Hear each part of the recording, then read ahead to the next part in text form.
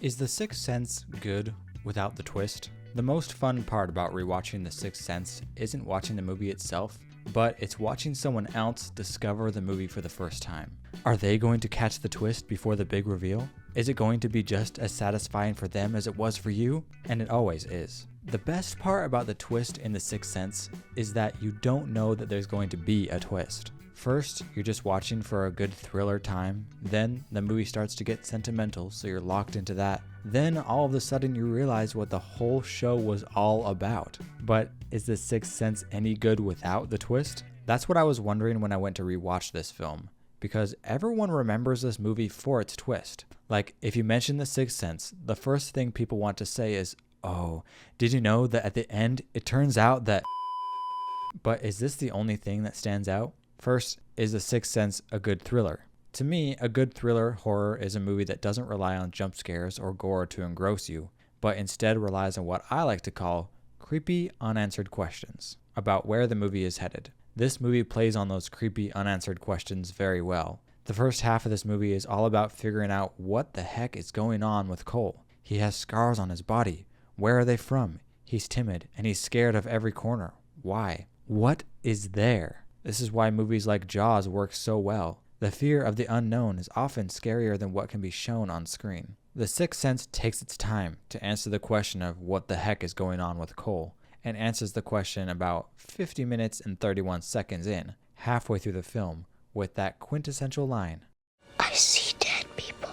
It keeps us riding on this question for a long time. We're always interested in what's going to happen next, what is going to be revealed. So, after the main creepy unanswered question is answered, how does The Sixth Sense keep us engrossed? It does it with amazing character development. Amazing character development for both Cole and Dr. Malcolm. At the beginning of the film, Cole establishes his goal. He tells Dr. Malcolm, "I don't want to be scared anymore." Dr. Malcolm's goal is connected as well. He wants to help Cole not be scared, but he also wants to personally succeed where he had previously failed to help a past child. These two goals are what subtly keep us interested for the remainder of the film, and they do this because the characters' failures, faults, and needs were presented early on in the film, while the creepy unanswered questions were keeping us locked in the meantime. Plus, by the time the questions are being answered, we care about the characters. I think one of the reasons we care about the characters in The Sixth Sense is the comedy. It almost seems like a strange thing to add random comedy throughout a pretty serious and sentimental thriller film, but I think it makes the characters way more relatable. Dr. Malcolm's comedy moments come when he is being an awkward adult trying to interact with a child and he doesn't know how to. "I didn't know you were funny."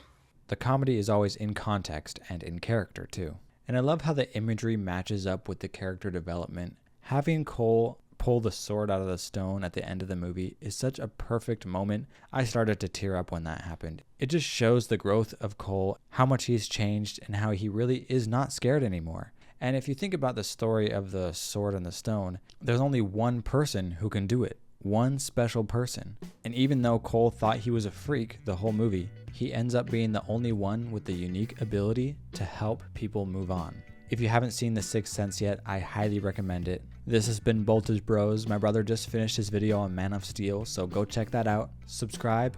I've got a bolt.